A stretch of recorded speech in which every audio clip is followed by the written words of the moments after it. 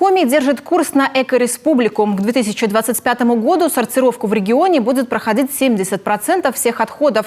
Такую цель ставит перед собой Министерство природных ресурсов региона. Сегодня ведомство презентовало свою госпрограмму в рамках формирования бюджета на следующий год. На первом месте в вопросе охраны окружающей среды предупреждение нефтеразливов и грамотная утилизация и переработка твердых коммунальных отходов. Как республика планирует обеспечивать экологическую безопасность региона, расскажет Татьяна Супряткина.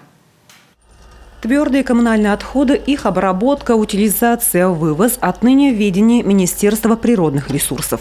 С августа все полномочия, что связаны с ТКО, переданы этому ведомству. Взят курс на экореспублику. Такую задачу поставил глава региона. К 2025 году 70% всех отходов должны идти на сортировку. К таким показателям будет стремиться ведомство.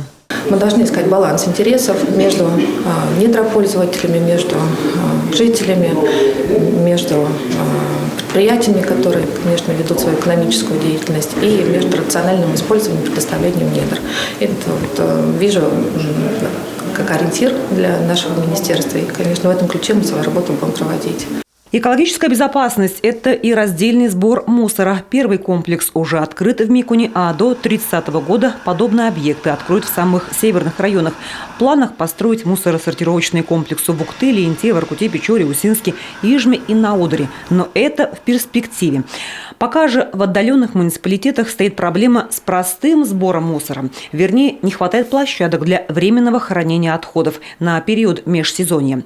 Отсюда несанкционированные свалки, возникающие время от времени. За полигоны отвечают муниципалитеты, но здесь есть правовой пробел.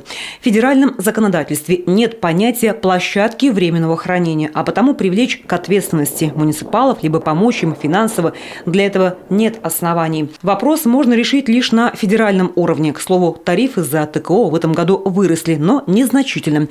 В сравнении с прошлым годом итоговые суммы даже ниже.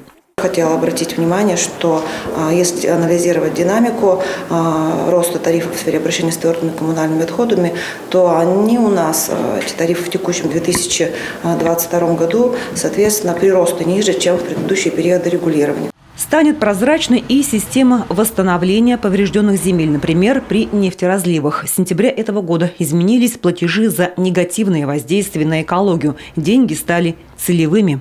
До конца года должен быть утвержден перечень мероприятий, на которые будут расходоваться эти средства. Это не очень большие средства, но это сотни миллионов рублей.